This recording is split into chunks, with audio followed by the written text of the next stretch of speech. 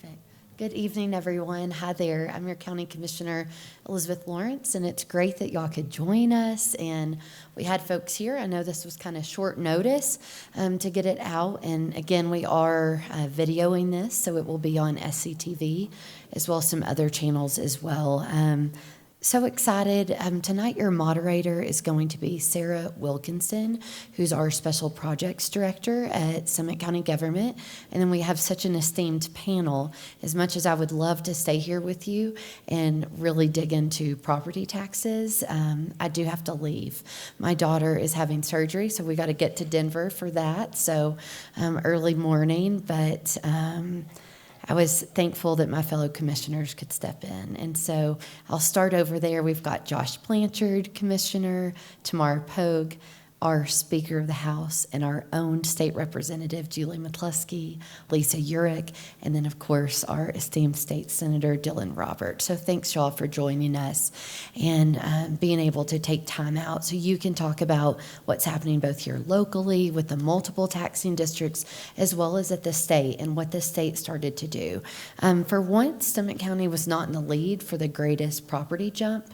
I guess I'm trying to find any small celebration there. I think I know it's bad. Pitkin, Route. I think we had other places, right? Route was, I think, much higher than us, and so some other places as well. Not that that's making us feel any better, because I know this is painful for everyone in the room, but we're going to dig into that, and really excited to hear from Julie and Dylan to talk about what the state and Governor Polis and everyone wanted to do to address this problem, the affordability problem across Colorado right now. So again, thank you for being here. It's an important conversation.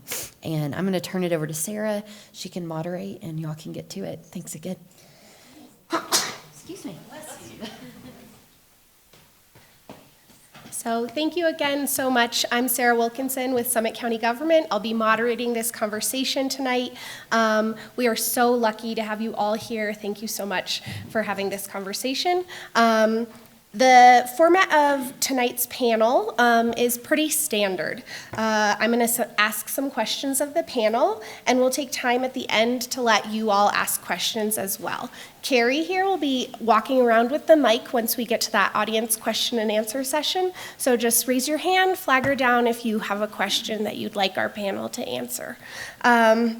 Lastly, as Elizabeth mentioned, tonight's forum is being recorded. We'll be sharing the recording.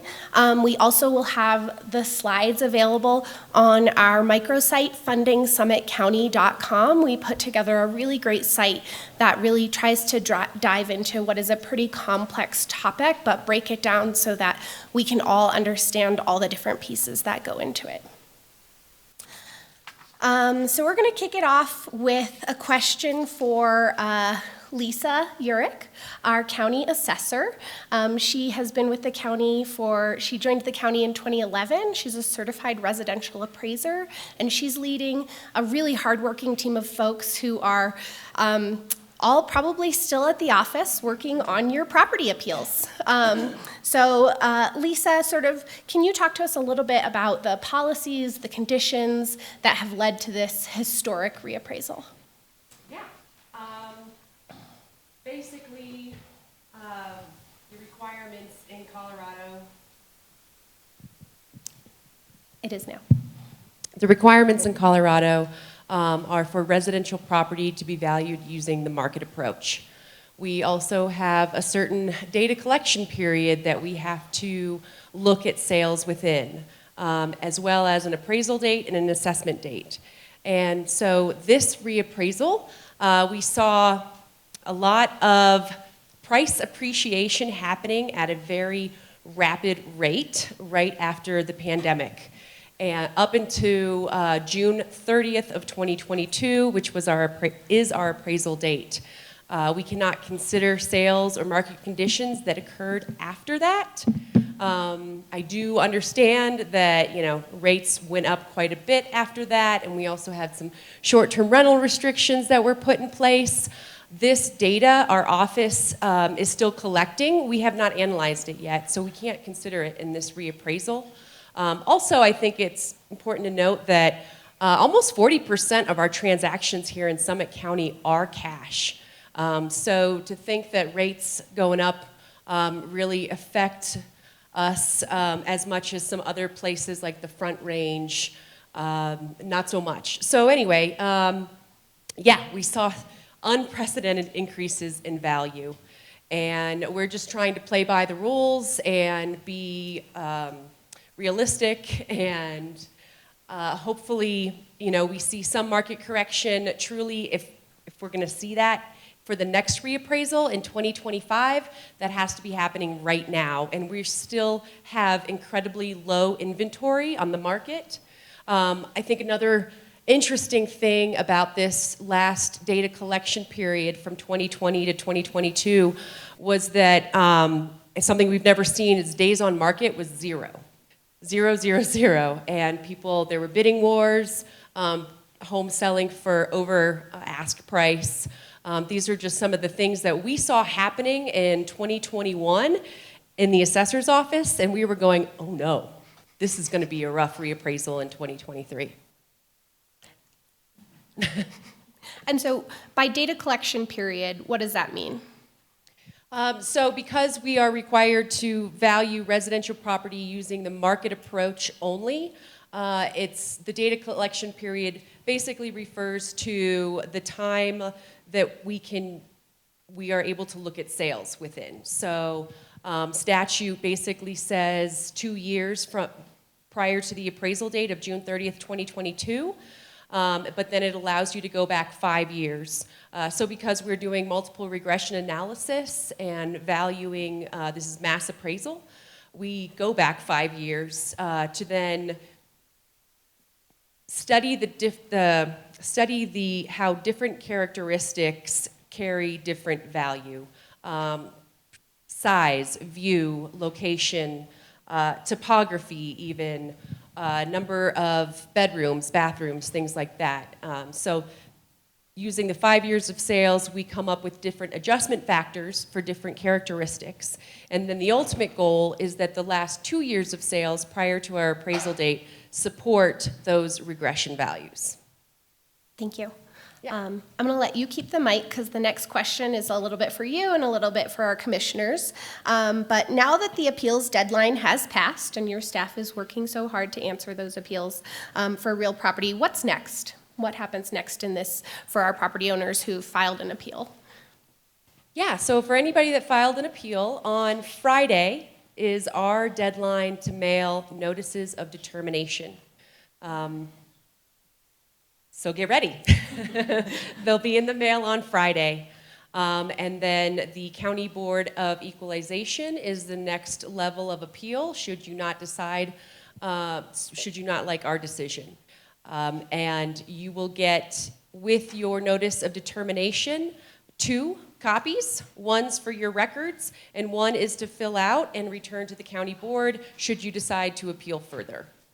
I do want to say also, if you missed the appeal deadline, which we're getting lots of calls now of people that missed, don't worry, have no fear. We do this dance every year in May. It's just the odd number years where we see the change in value.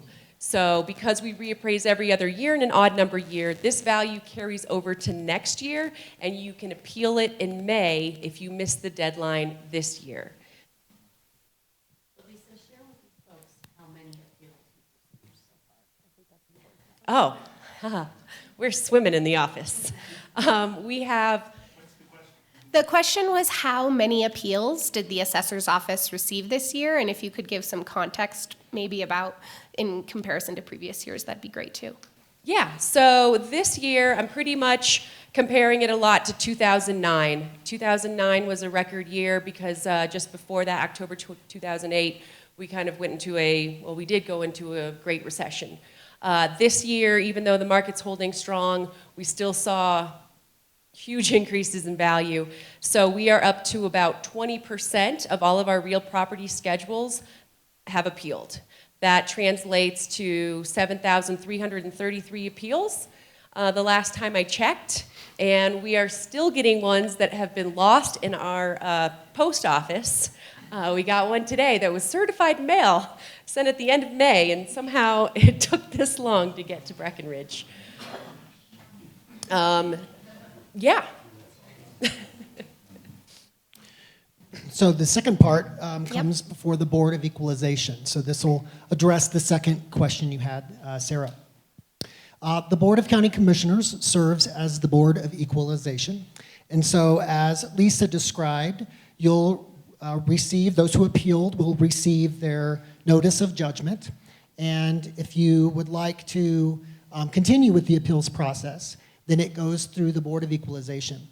The BOE has established a set of adjudicators or appraisal adjudicators that take a first look at those that second round of appeals.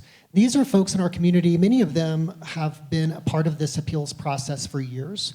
These are financial experts, some have experience in real estate, some have experience in sales or in market data, and they have the expertise to really look at it at that fine-tooth comb. Those recommendations then will come to a public hearing in special BOE board meetings that take place essentially in August. And so that is a public process that will continue throughout the summer. So it's not something that happens immediately. It continues, the process will continue. After that process, if you are unhappy with the ruling of the BOE, then there are some options that folks can take up with the state. Most people will go to the State Assessment Board of Appeals through that process, and you can continue it that way. And Commissioner, anything I've missed? Yeah, what do those hearings look like for somebody who's never appealed to the Board of Equalization? That's a great question. So usually a representative from Lisa's office, sometimes it may be Lisa, maybe it's one of her chief appraisers, will come and in a quasi-judicial hearing, present sort of the evidence around how they went through the appraisal process. So in that presentation, we'll see a list of the comparisons or the comps. We'll see the methodology behind that mass appraisal process. We'll see pictures. Last year and the year before, we saw pictures of properties. We saw explanations of properties. We looked at unique characteristics of properties that may have influenced how the assessor's office came to that conclusion. We'll see any sort of documentation in terms of how folks have appealed the process, and the homeowners themselves or the property owners themselves will have an opportunity to come and make their case in person. It kind of varies from hearing to hearing, and we have had hearings over Zoom in the past, as well as hearings in person. I do want to clarify, this year we're going to be doing all the hearings via Zoom. Yep, thank you. Great. Okay, so we're going to move and give Representative McCluskey and Senator Roberts a chance to talk. Valuation is just one part of the equation. The assessor's office does not set the assessment rate nor the mill levy. So how is the state involved in this process of property taxes, and sort of what has the legislature done to date? We'll get to sort of what you're planning in the future in a little bit later, but what's happened to date? All right. Hello, everyone. It is so good to be here at Colorado Mountain College and talking about something as fun as property taxes. So glad to be here, and thank you all for coming out.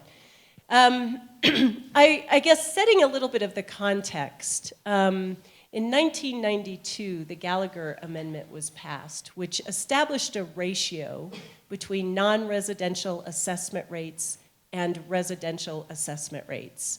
And that existed up until 2020 when the Gallagher Amendment was repealed. But the state assessment rates are something that can be established through statute, so through legislation. And through the Gallagher Amendment, those two rates had a ratio, a relationship with one another. The design of the Gallagher Amendment really was to provide relief to residential homeowners, and it did. the residential property assessment rate declined significantly from 1992 until 2020, when it was ultimately repealed and the rate was set at 7.15%. Over the last couple of years, because of what Colorado has been seeing in rising property values, we took action as a legislature and passed significant legislation to lower those assessment rates incrementally the last couple of years, and we did so for just a 2-year period. That was done in the hopes of bringing something forward to voters to consider as a long-term replacement for Gallagher, and that's something we'll talk about shortly. But for now, I would emphasize that the non-residential assessment rate, what commercial property owners or business owners pays, is dramatically different from what residential property owners pay. We're at 7.15% as established. We've lowered that through statute for 2023. But non-residential folks are around 29%. They pay significantly more on their properties. And actually one of the highest, I think, in the United States. Our residential assessment rate is one of the lowest in the United States. There's quite a disparity there. Anything to add, Senator? No, I think that was up to date. Wonderful. He gets the next question. Okay, so this goes back to Josh and Tamara. Property taxes won't actually come out till January 2024. We go through this process where we release the values, property owners get to appeal, and then values are finalized at the end of the year, and they're not sent out as an actual bill until January 2024. Many people, no matter what the legislature does or what the county does, will still be seeing a rise in that number. So sort of the question is, where does that money go? And why can't the county just cut their budget? It's a great question. Maybe you can move us to the dollar bill graphic for folks. So once the assessor has determined the value of the property and the legislature has determined the assessment rate, it's a mathematical equation, right? So it's the value of the property times the legislatively defined assessment rate times a mill levy. And the mill levy is really what local governments set to fund our operations. Summit County's total mill is 60. And that puts us at about the middle of the pack across the state. A lot of counties are higher, a lot of counties are lower. But it's not just the county that collects property taxes. The mill funds the school district, the fire districts, CMC, for example. They fund the county for sure. It also funds all of our water districts. And so when you look at Summit County's dollar bill, right, the total of the 60 mills, about a third of that goes to the school district, a third of that comes to the county, and then a third of that funds everybody else, CMC, the fire districts, everybody else. Of the third that comes to the county, 2/3 of that is voter approved. So when you all voted for Strong Futures or you voted for the housing ballot initiative, those are restricted dollars. We are directed to spend those in the way that the community has told us. Of the remaining 1/3, maybe you can go to the dollar, not the dollar, The mill? the next one, this one, nope, back. Yeah, there we go. Nope, next one. Okay. We made it So yep, we're working on it. So of the 1/3 of the 2/3 that Summit County government collects, 1 out of every $4 goes to law enforcement. It funds our jail. It funds many of the statutory requirements we have set by the legislature to operate law enforcement. The next biggest piece after public safety, well, there really is human services. Again, the county is required to do certain things by statute. WIC, child support collection, those types of things. Public health is another big piece. So all of the things that we saw in the pandemic, that's funded by our remaining 1/3. And then we have planning and zoning comes after that, or community development. And then finally, at the very bottom comes road and bridge at a staggering 5%. So that may explain to you all why we have so many potholes in Summit County. So all of those pieces come together to form the mill that's established and ultimately goes back to that mathematical equation that you all get as part of your property tax bill.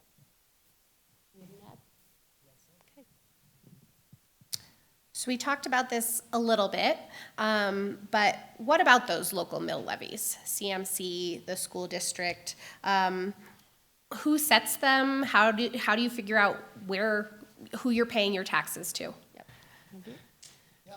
So thank you. Each individual tax authority or special metro district has the ability through their board or their trustee, they all have an elected body, to set those mill rates at their own accord. And so, every person in the county is paying into different funds, depending upon where you live. For example, Summit Fire EMS or Red, white, Red, white, blue. I was going to say blue, red, white, and I knew that was wrong. If you're paying into that, you're paying you're paying somebody that you should be paying. So depending upon where you live, you may be paying into different special districts. But each group has the ability to set those mill rates. And these are these can be set on an annual basis. And so that's the other piece to this equation is when we talk about particularly this year's budget and this year's assessment rate, how it'll affect 2024 and 2025, we're talking about these immediate kind of responses. And so just this past session, the legislature gave counties the authority to float our mill, which means we can take our mill down.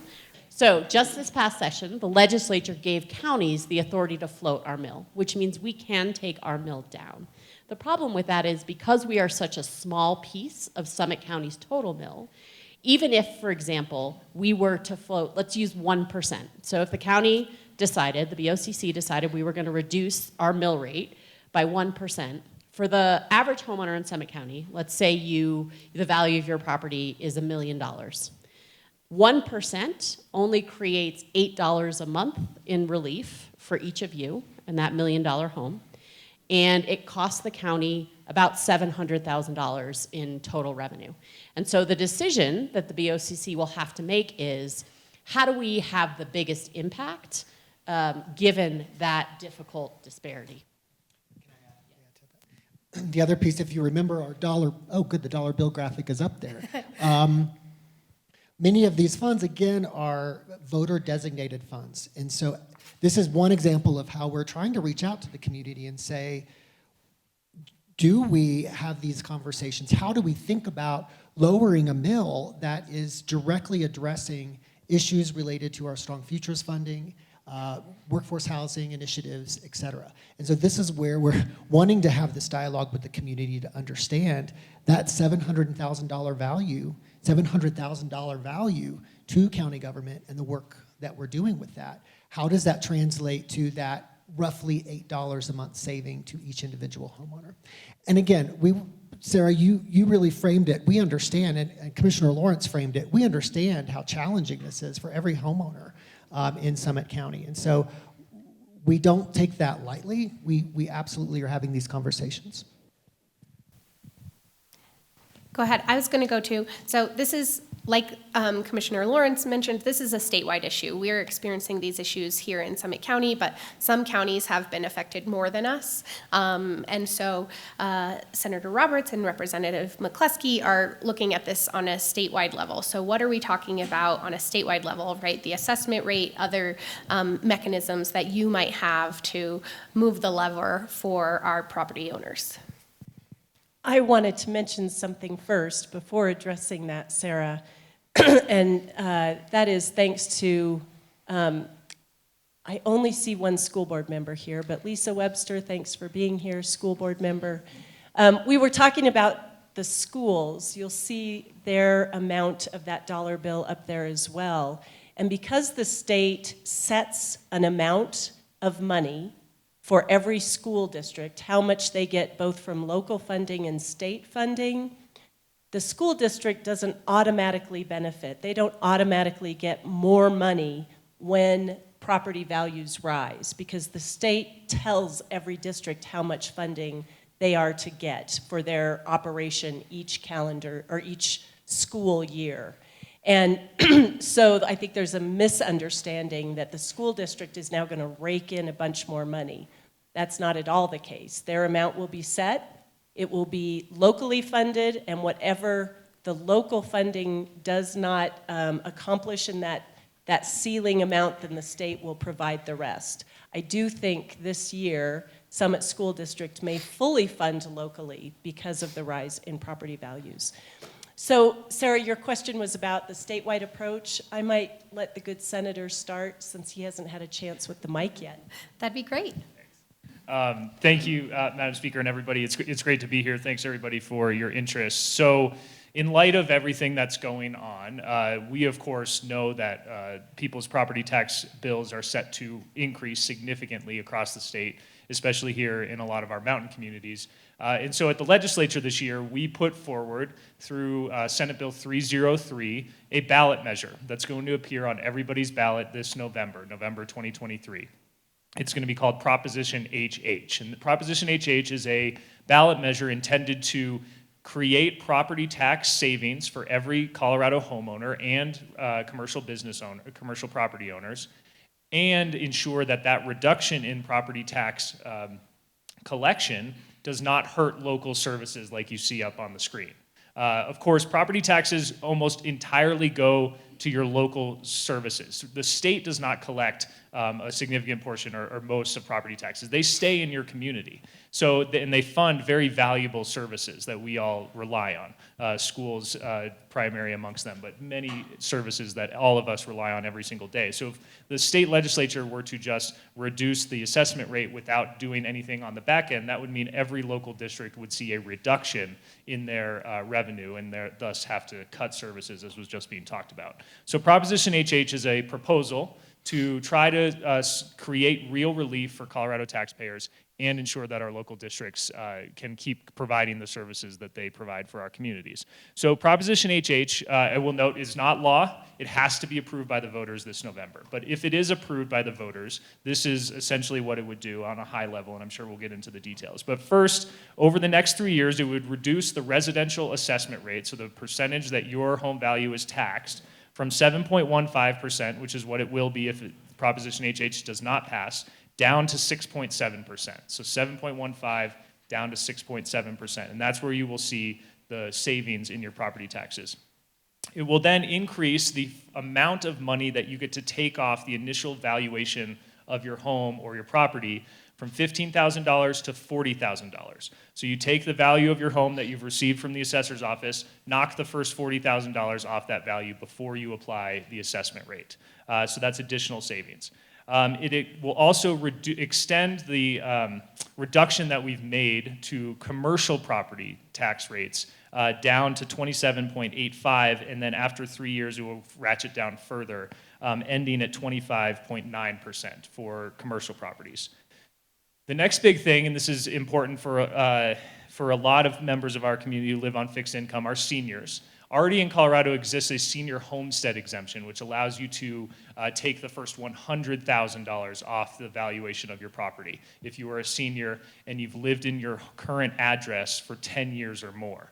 What this Proposition HH, if it passes, will allow you to do is you'll get the $40,000 off the front end, then the additional $100,000 from the senior homestead exemption, and then it makes it portable. It makes that exemption portable. So many of you who might know, if you move, and you're a senior already qualifying for the exemption, you move, you lose your exemption, and you have to restart your 10-year clock at your new address. This would make sure that you don't have to do that anymore. So it will allow seniors to downsize, move somewhere else in Colorado, and still keep those savings. So I think that's a really exciting provision of Proposition HH.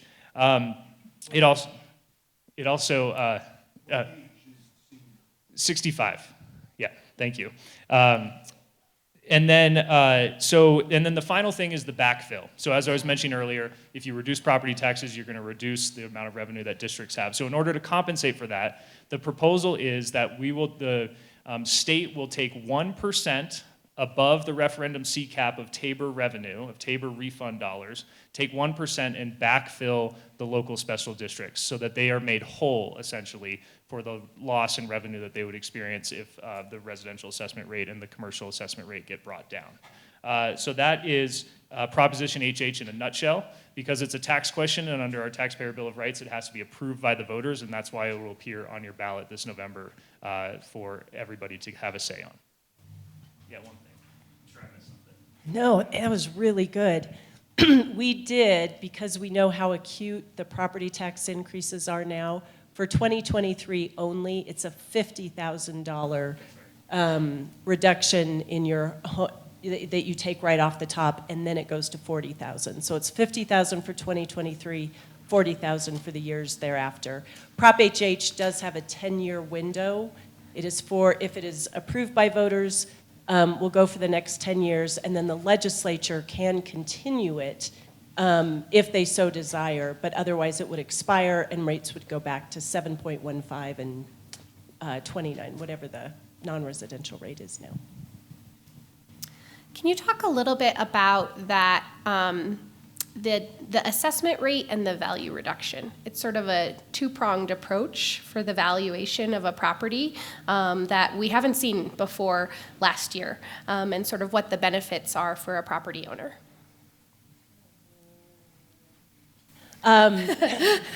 Yeah.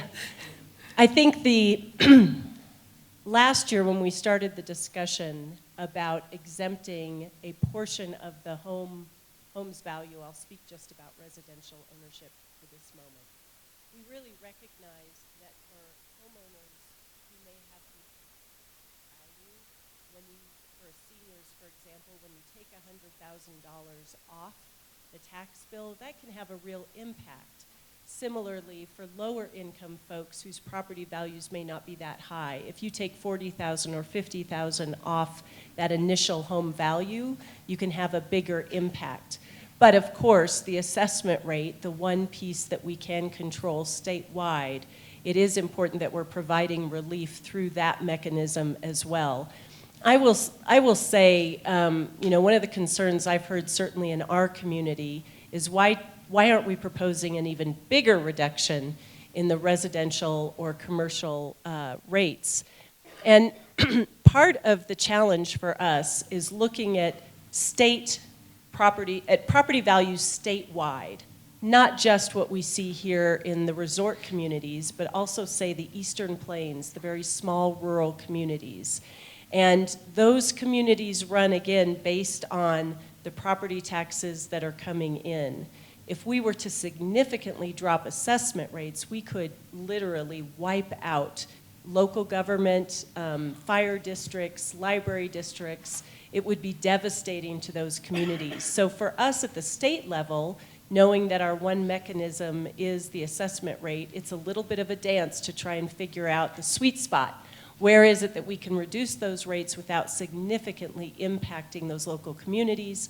And since we are providing the backfill, we did put aside $200 million of our general fund dollars this year to be able to backfill our school districts and local governments that fall below a certain amount of revenue collection. But we know that ongoing, that burden may grow, and we need to be smart about, again, how much we're lowering those rates. I think the other challenge we face right now is the timeline. Statutorily, counties have to pass a budget by December 15th. We have to pass a draft budget by October 15th. Well, when's the election? It's in November, right? And so that really complicates the revenue forecasting that counties are faced with right now. If HH passes, and I personally, want relief for our community because I think this is death by 1,000 paper cuts, right? We have a lot of folks here who have lived here for a long time who are struggling with other aspects of inflation, and this just compounds the problem. So while I really want us to be able to offer as much relief as possible, for the county to go ahead and float the mill, not knowing whether HH would pass, we may find ourselves in a position where we can't fund many of the services you all count on. So there is a little bit of a complication here in that the timelines of all of these various things don't match up. And I think that's why you may see us have to move ahead with something for this year and then come back next year and see if there's further opportunity for relief. What options is the county looking at for this year or for next year? Well, we're certainly anticipating what the November ballot question will bring. I think that's an important tool. But we at the local level, Summit County government at least, we've had several work sessions where we've already started addressing what we anticipate. In fact, us three commissioners, along with our finance director and our senior leadership team, started having some conversations last year because we knew that these property values were going to go up. We've also, we have not been insulated from inflation and costs of services and livability. And so we have invested more in our staff. We've invested, we've looked at budgets and what we can do to invest more in local programs. We've also we saw an increase during the pandemic of our community reaching out for these, some of this state statutory programs that we have to require, that we are required to fulfill as partners of the state. Counties have a fiduciary and a statutory responsibility as partners of the state. It's a different kind of government than an incorporated town. There are things that we have to provide, and all of the independent elected county officials. What we have seen coming out of the pandemic, while we've seen some people move away from these programs, we're still seeing a lot of people accessing our social service programs and other programs that we provide. And so again, to Commissioner Pogue's point, what is the balance where we can continue to provide programs and services with rising costs and inflation, but also look at floating the mill, which is something that we are seriously considering. You know, there's actually a big legal question. In addition to floating the mill, which is one lever that the county has, there's also some legal questions about whether or not the county can offer a rebate directly back to taxpayers. And so we're certainly exploring whether or not that is an option, although I think we may find because of Tabor, we don't have that legal authority, unfortunately. I will offer one other way that the state is helping. We now provide through the state treasurer's office a property tax deferral program.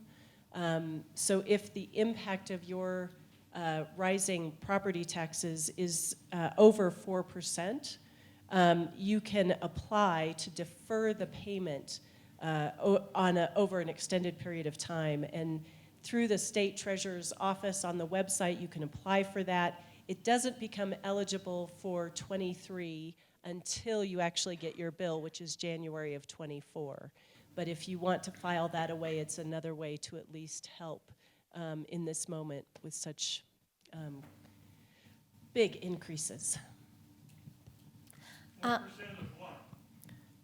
If it's a 4% increase year over year. In the taxes or valuation? I think in the taxes. In the taxes. In the tax In the amount due. taxes. They're extraordinary, yes.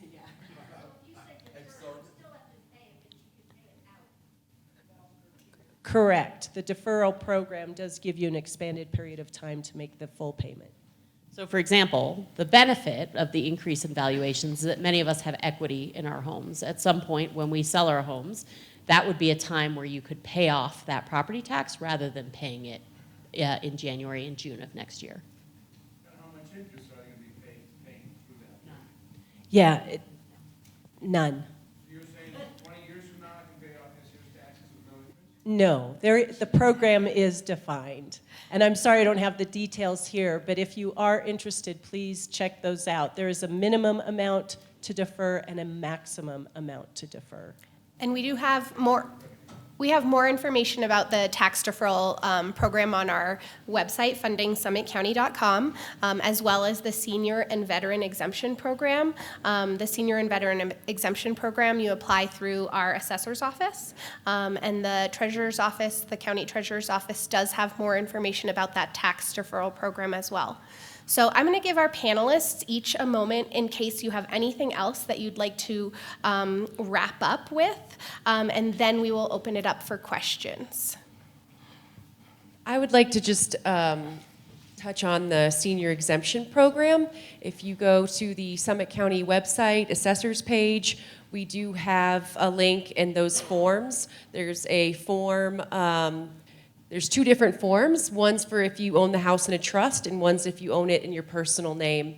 And the deadline to file for the senior exemption is July 15th. Basically, to qualify, you have to be 65 as of January 1 of the tax year and lived in the home as your primary residence for at least 10 years. And we do check your voter registration and where your car is registered to just confirm that stuff. Thank you.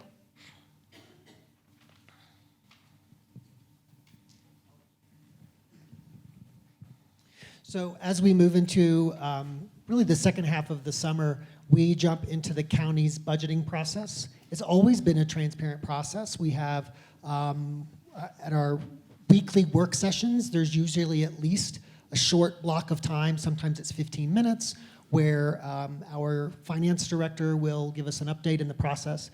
But we also have lengthy work sessions where we get into the weeds on programs and services and expenses and revenues. And so we invite the community to listen to those work sessions. It's not usually a time where we take public comment, but you can always, because we're doing the work, but you can always reach out and you can come to a formal board meeting, BOCC meeting, and make a public comment. So we're listening. Commissioner Pogue explained earlier that the timing of our draft budget predates the vote. And so the county will be actually submitting at least 2, if not 4, draft budgets that we'll have to approve depending upon the outcome. So we'll be spending a lot of time working on this. And again, we are interested in hearing from the community. So Sarah and her team are helping us with more outreach as we move into the later summer months. So stay tuned. I'd just add, this is the beginning of a process and a conversation with the community. We will do surveys. We obviously have the website. I think we want to hear from you all. What would you like us to look at cutting? Are we at a point where property taxes have become so unaffordable in this community that we need to cut back on the affordable housing developments that we're doing? Should we retain less money for recovery after a wildfire? These are some of the decisions that we're wrestling with, and we welcome community input into this discussion. I'm a single mom of 3. My property tax bill is going up $125 a month. I'm on a fixed income, and I can't afford that. And so I feel the pain of this community deeply. And yet, when I look at the decisions that I'm faced with and knowing what we might have to cut in order to create more affordability for this community, I really wrestle with that decision. So I hope you will all reach out. You will share your thoughts and your ideas about what we can do to save money. We are certainly all ears in that conversation.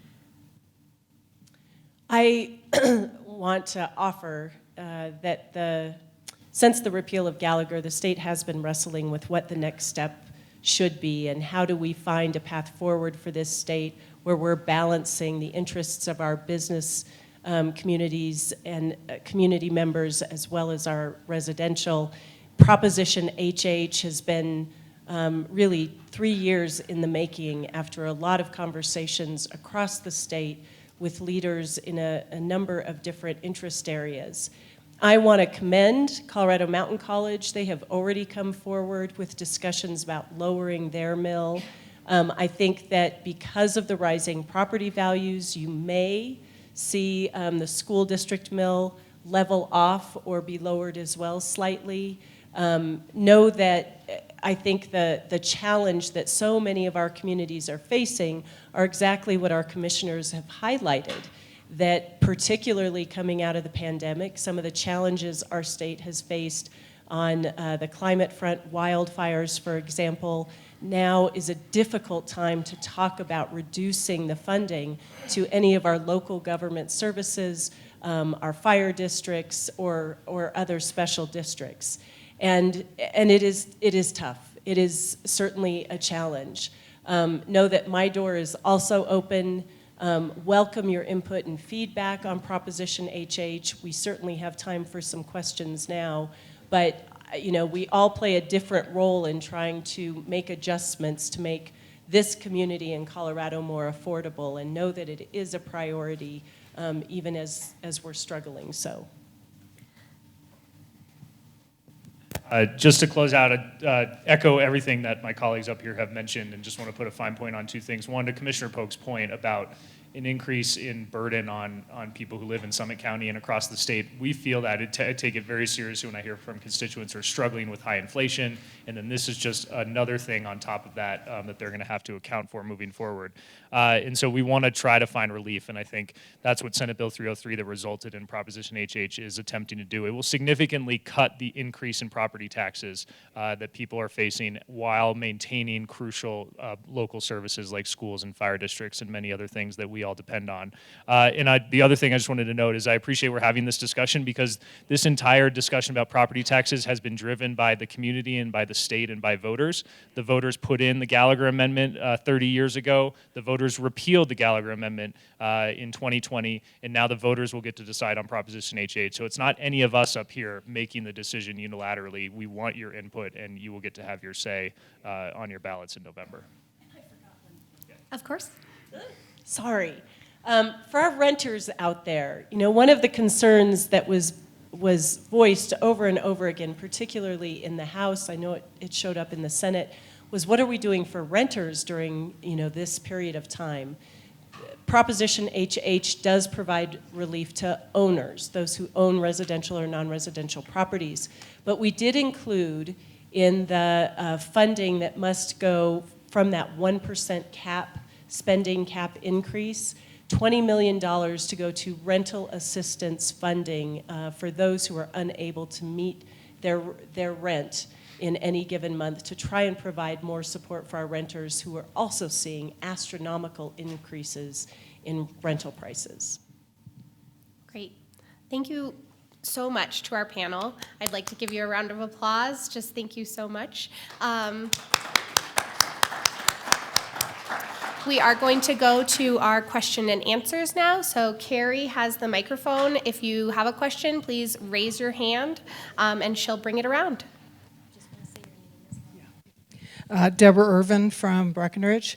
First of all, Julie, I want to thank you for always taking my calls. You've been wonderful. I'd like to make a statement, and then I have a question for Senator Roberts and then for Representative McCluskey. My statement is, we talk about commercial property and residential. We have to consider short-term rentals because I live in a community where we do not allow short-term rentals. And that does, in some cases, it can put a limitation on your fundamental rights as a property owner. That said, there is a difference in the marketability of property. Regarding Proposition HH, $50,000 represents about 2% of my property assessment. Y'all can do the math. So I'm not real excited when you say I get to reduce it by $50,000. It's a literal teeny tiny drop in the bucket. So my question is, what is the expected tax reduction through Proposition HH if it passes compared to my refund from Tabor? And if you can come up with numbers, that'd be great, because I would just as soon have my Tabor money that is owed to me that I could put toward my property taxes as opposed to this $50,000 that represents pretty much nothing. Thank you. Thank you for the question. I appreciate it. So one, on the Tabor refunds are not going away under Proposition HH. Everyone will still get a Tabor refund. They're expected to be fairly large next spring when they come out, given our state economy is doing very well. And Proposition HH does not eliminate Tabor refunds in the long term. It takes 1%, as I mentioned, from the total pot of the excess over the Tabor and Ref C cap to use as backfill, but it does not eliminate Tabor refunds. And so this year, I think an individual filer is expected to receive around $700 a Tabor refund. 650 to 700. And then doing the math on if Prop HH passes versus not passing, you will have significantly more savings than $650 if Prop HH passes. So on a $2 million home valuation, without Proposition HH, you're expected to pay $11,890. With Proposition HH, you would pay about $1,000 less, so more than your Tabor refund. So you are, if, for example, if Prop HH passes, you will receive a Tabor refund of almost $700 and $1,000 off your property tax, so about $1,700 versus just a Tabor refund of $700.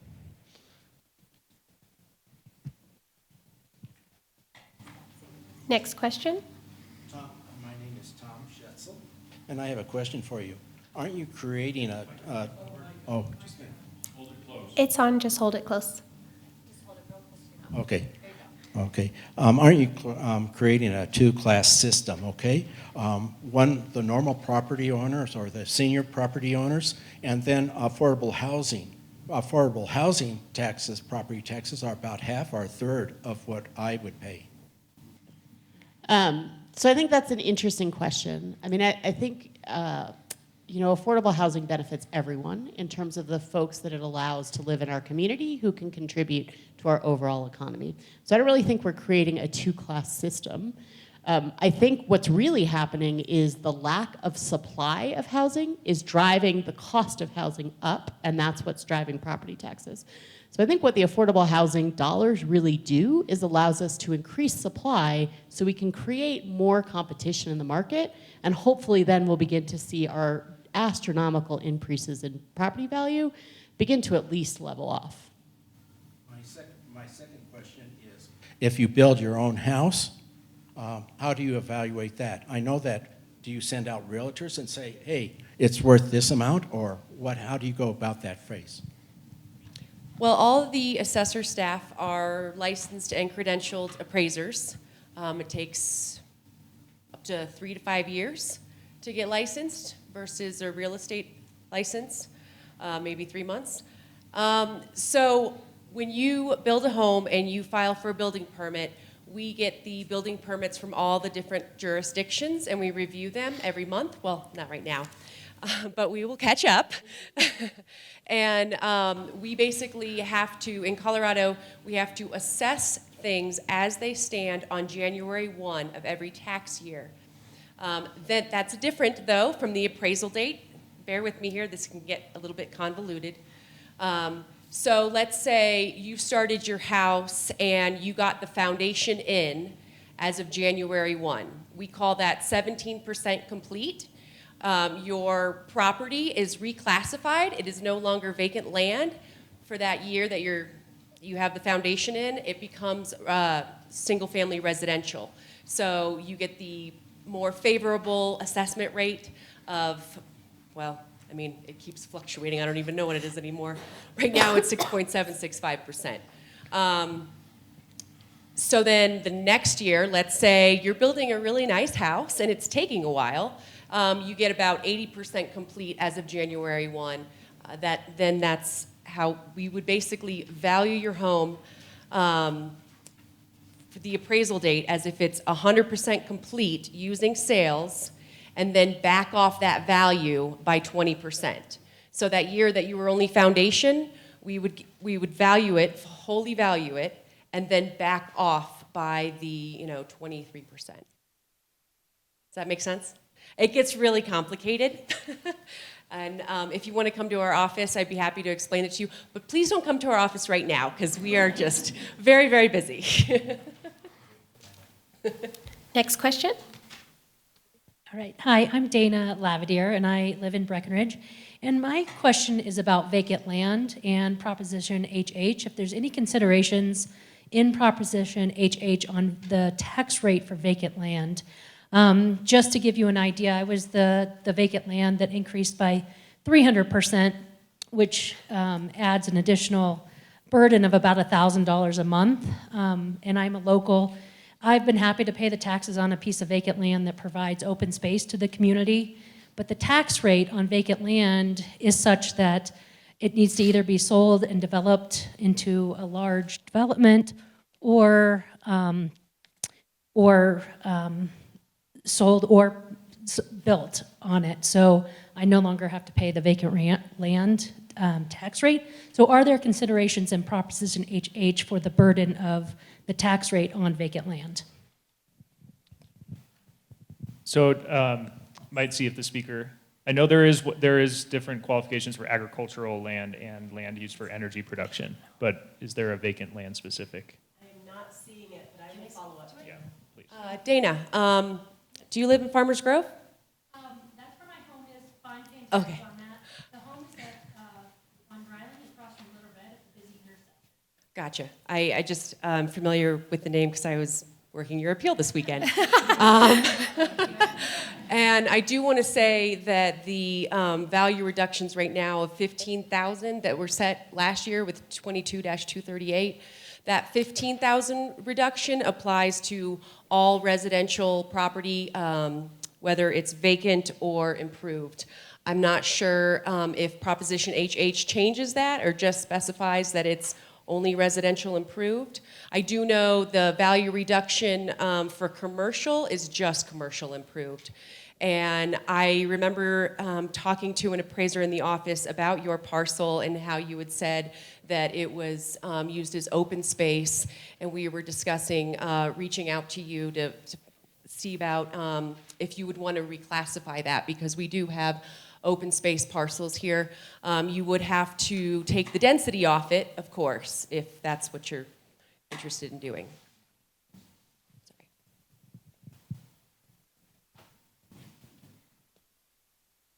Okay, my name is Helen Barker, and I live in Silverthorne, so I'm in Josh's area. And this question is for our county commissioners. What is fair and equitable about the county assessor's office introducing new material at a county BOE appeals hearing when the property owner has to sign a form saying they will not introduce any new items in their appeal? Thanks, Helen, for the question. I remember last year, and I'll briefly answer, but I'll ask Lisa to talk a little bit about that process. From what I understand, when we go through looking at the appeals process, if there are unique characteristics to your home that may have been omitted in the first round of appraisals, then that might have been contemplated when you reassessed or looked at it. I know I understand that that's happened in the past. But Lisa, can you talk a little bit more about that process?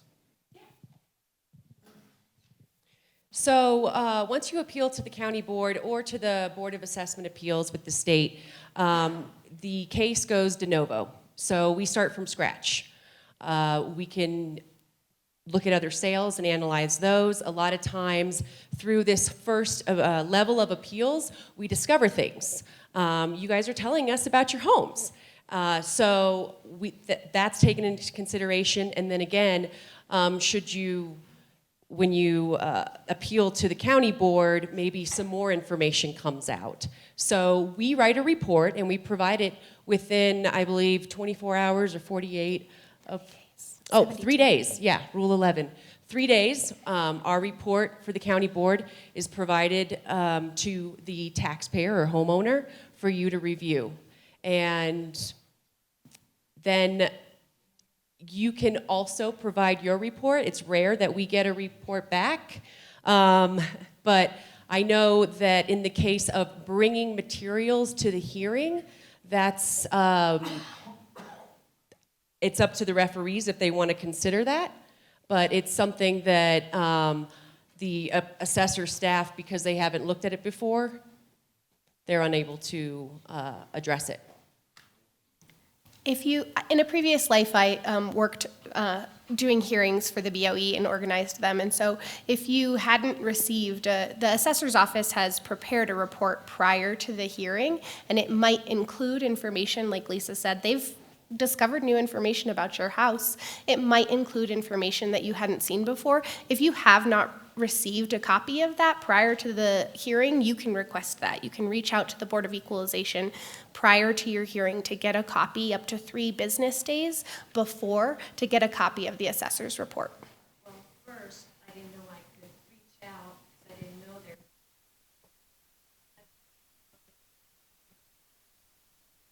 Produced a new appraisal that I only got the moment that I went to the hearing. Right, there was no opportunity to review an appraisal, and I did not know about this 3-day report request. There are lots of rules for So- all of these hearings, and so we're so happy that you're here and that everybody else is here to be able to find out about these.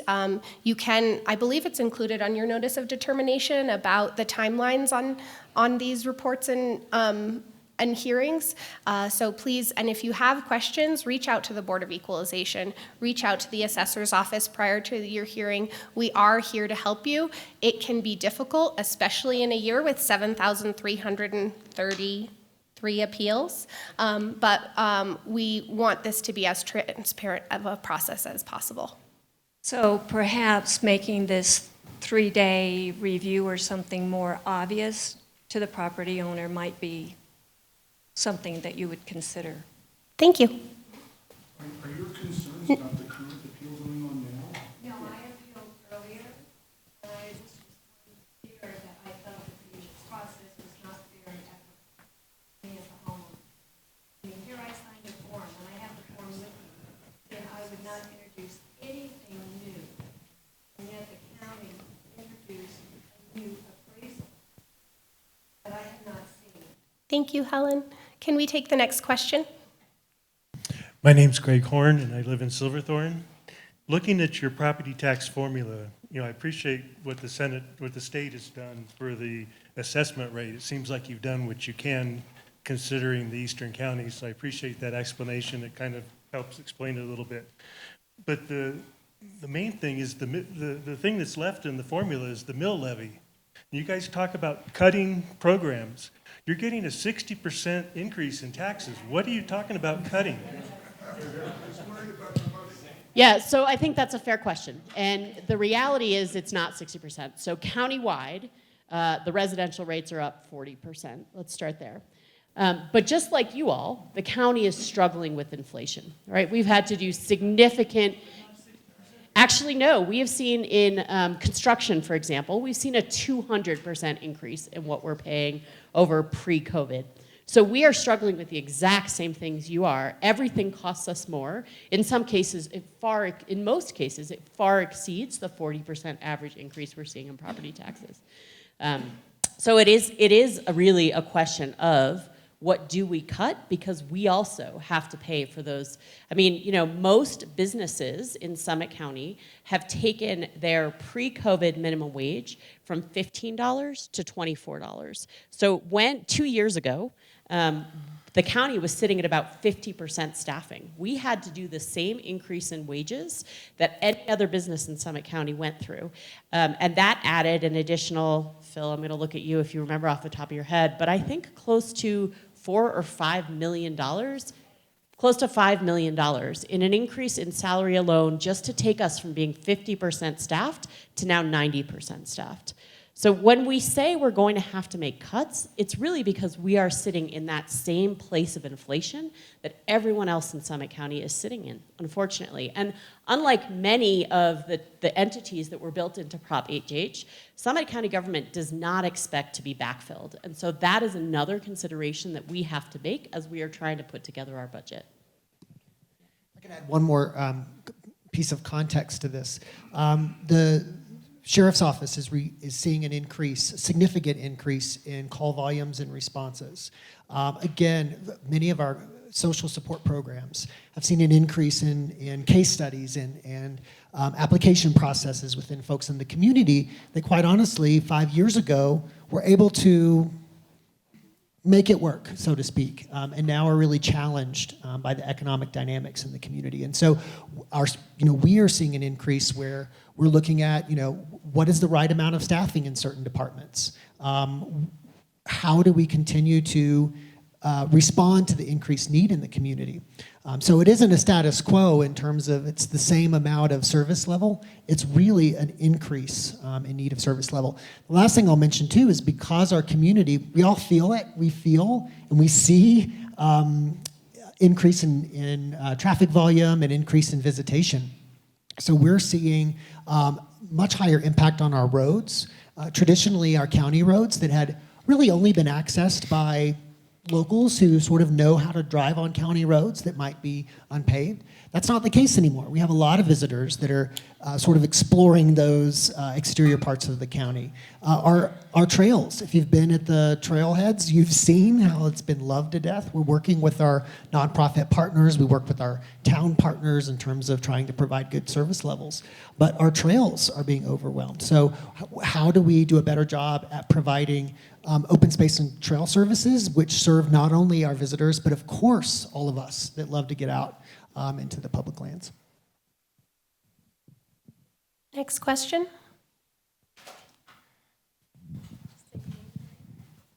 Mark Gerhardt in Breckenridge.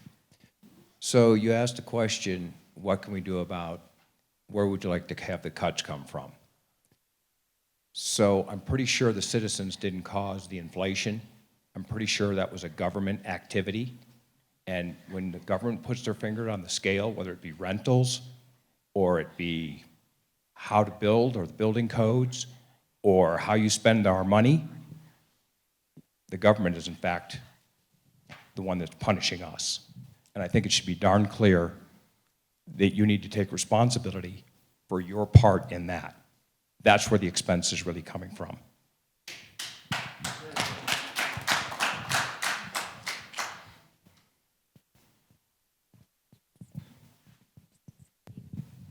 Frank Kowalski, unincorporated.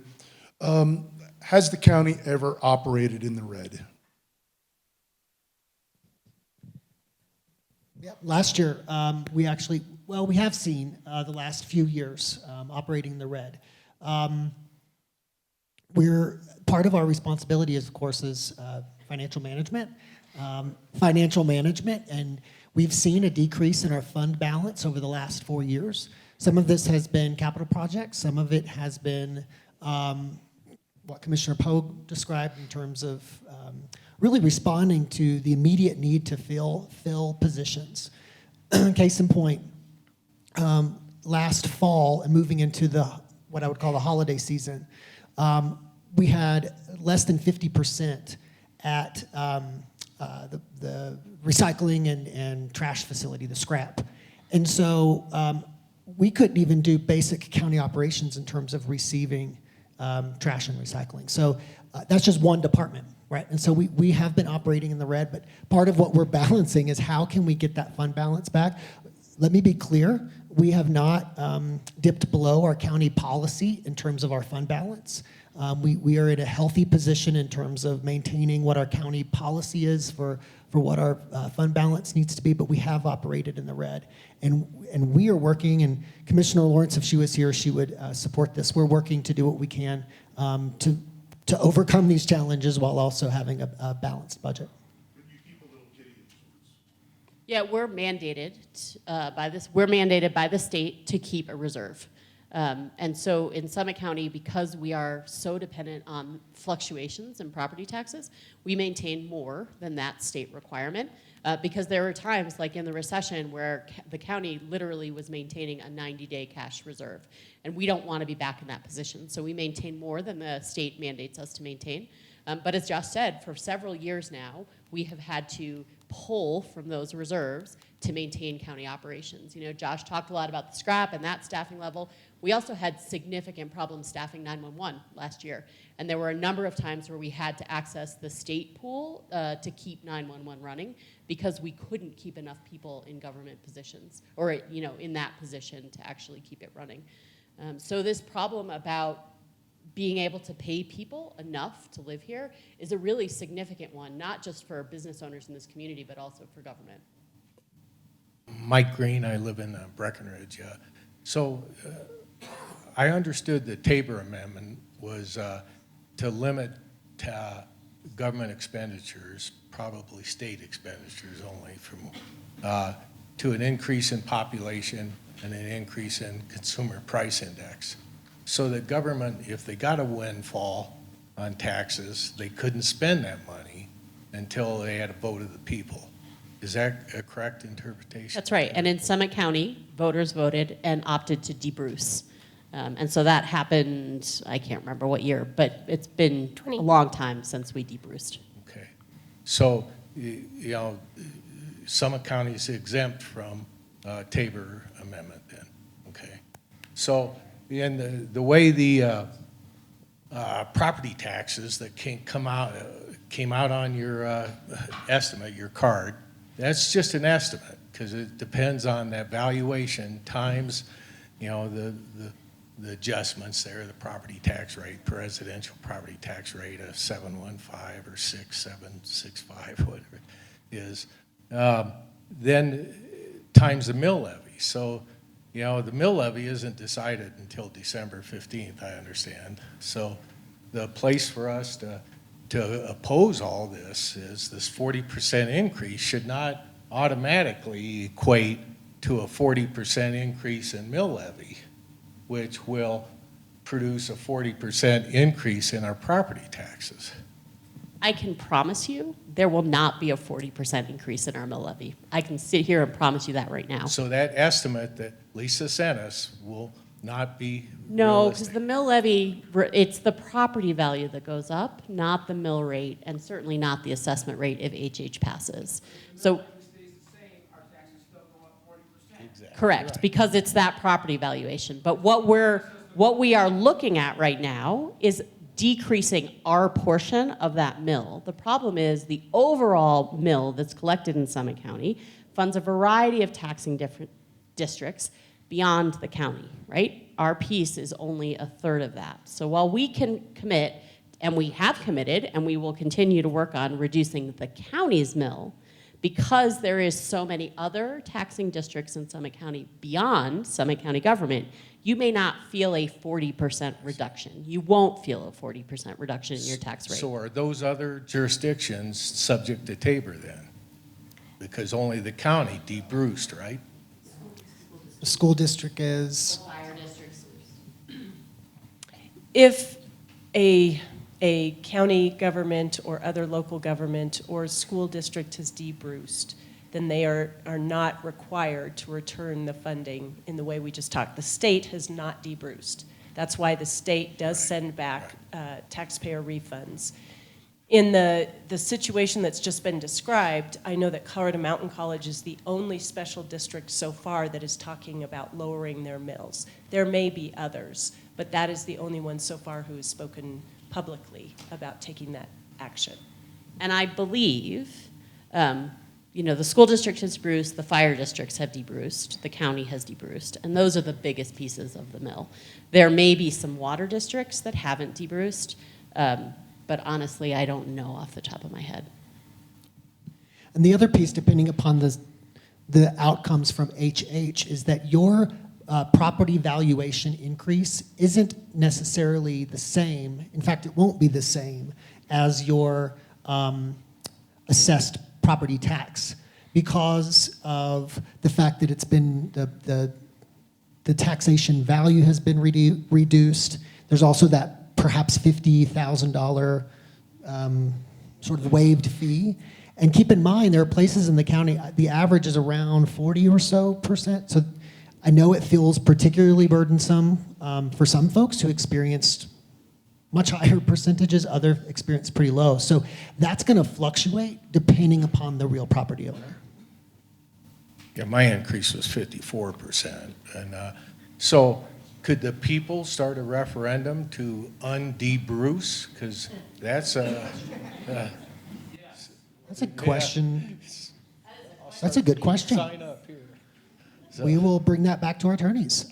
Yeah. That's a great question. I think we have time for just one more question, and then we'll finish up. Hi, I'm Jeff from Breckenridge. And the table that's in the handout that was given, I wonder if you could explain that a little bit and how those numbers were come up with. It seems to not foot the math, at least not as it would apply to Summit County. I noticed the mill rate is 83, ours is typically 60%. So this would overstate the savings of Proposition HH. Additionally, I think it was mentioned that without Prop HH, an assessment adjustment of 7.15 was used, where I think ours is 6.765. So we only go from 6.765 to 6.7. So we have a much smaller reduction in Prop HH. So our savings are considerably less than what's in this table. Maybe it's possible for our county assessor to produce a table that shows what we would have at these different levels? So thank you. The numbers. This is a statewide handout, so it's using a statewide average in order to not overcompensate or undercompensate anybody. But it's using an average, and I imagine the assessor can weigh in here as whether she's going to produce a Summit County specific table. Jeff, to your point about the assessment rate, that's not unique to Summit County. The assessment rate will rise to 7.15% in 3 years if HH does not pass statewide. It's a 3-year increase unless HH passes, and then it will be an immediate decrease down to 6.7%. If we don't pass Proposition HH, it will be this year 6.765, next year 6.97, and then the following year 7.15.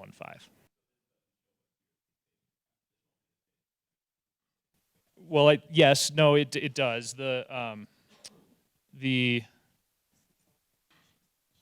I don't know which, there's a few tables. Which table are you looking at? Page 2. Sure.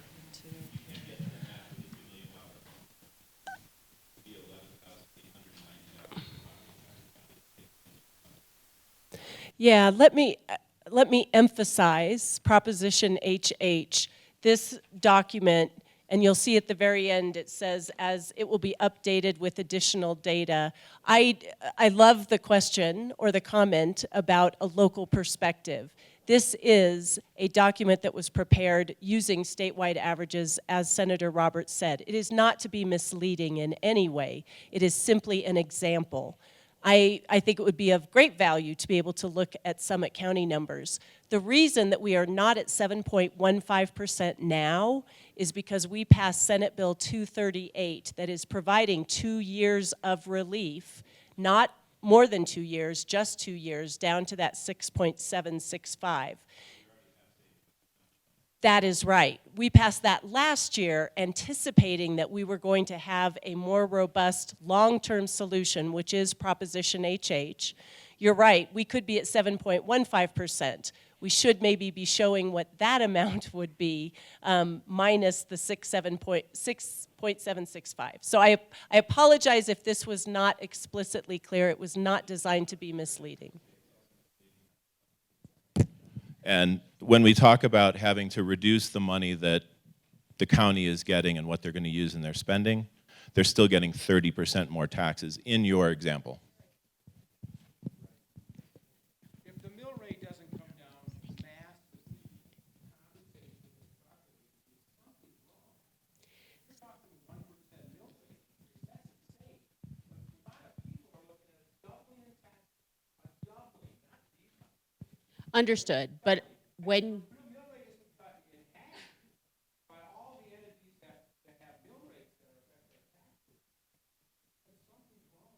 Right, and you know, in an ideal world, every single taxing district in Summit County would be able to do that. Unfortunately, given the way this system works, that's not the reality of this conversation. Our commitment to you is that Summit County government will do everything we can do to reduce our mill rate. That's our commitment, and CMC, I believe, has made that same commitment. But that's the taxing district that we have authority over. We don't have authority over the other taxing districts. And as the speaker pointed out, the school district has some unique circumstances that they have to consider. So we certainly welcome your feedback. We hear loud and clear that you all want to see a reduction in the county's portion of the mill, and we're committed to doing that to the extent that it does not put into risk vital county services. You know, Jeff, to your question, I would just add, the Colorado Sun has a great website where you can actually put in your county, your own home-specific value, your county's mill. We'll put that link to that on our website as we build it out, but it might help you get a full picture that this document doesn't. So I just wanted to add that. My own mic off. There we go. I want to say thank you so much to our panel. Thank you so much to our audience for being here.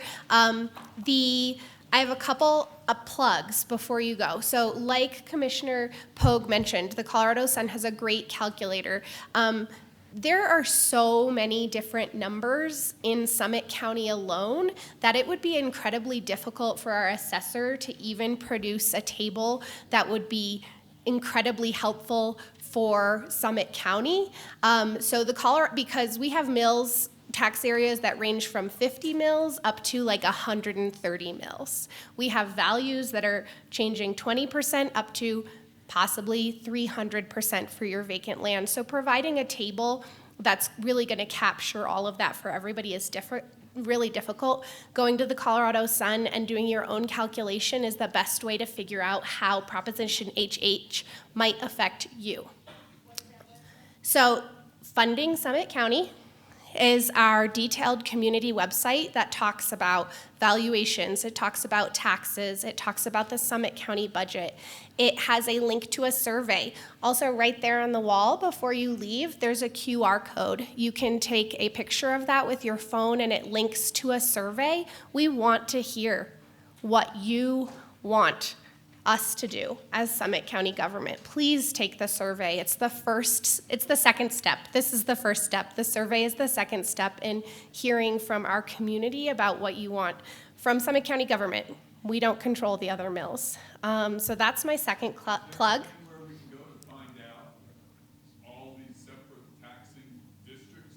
Your tax bill includes the taxing entities that are in your tax area. So if you look at your tax bill, you can see a list of all the entities. Our Funding Summit County website and the assessor's website has a list to contact all of those taxing entities to find out when their public meetings are, to go and attend and hear what they're going to do about this process. And my last plug is that if you did appeal to our assessor's office, you will receive your notice of determination on June 30th. If you thought it was a quick timeline and turnaround to appeal for your property, it's even quicker to appeal to the CBOE. You must appeal to the CBOE by July 15th. If you miss that deadline, you cannot appeal further. So we want to be transparent. We want, if you need to appeal to the CBOE, you need to appeal by July 15th. And these are statutory dates. These are statutory that we are state dates. required to follow. Yep. So thank you again so much for being here. Please take our survey. Please visit our website. If you did not get your question answered today, on the website, there's email addresses, there's phone numbers. Please reach out so we can answer your question. Thank you.